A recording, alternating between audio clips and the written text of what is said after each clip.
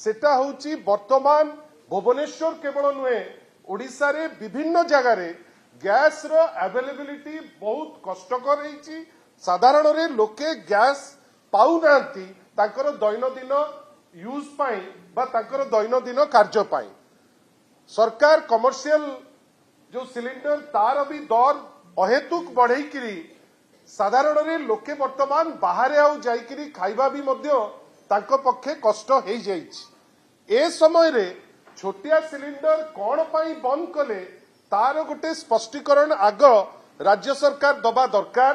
कहीं सेमाने हठात किनी बिना प्रस्तुति रे आग कहिले जे बंद हबो आउ ता परवर्ती अवस्था रे आज जड़े जर्नलिस्ट बंधु पाखु गोटे छोटिया आपण मान पाखु जाइछि मेसेज जे आज सकाळू जोठी दरकार कुआडे आई कार्ड देखैले से 5 किलिया सिलिंडर देबे। आपण भावतु गोटे सरकार रो दोहरा मापदंड तमे निजे मतवाला हेकिरी मद दुकान खोला हबा कि नहीं तीन तीन जन मंत्री ता ऊपर नहीं टिप्पणी देले।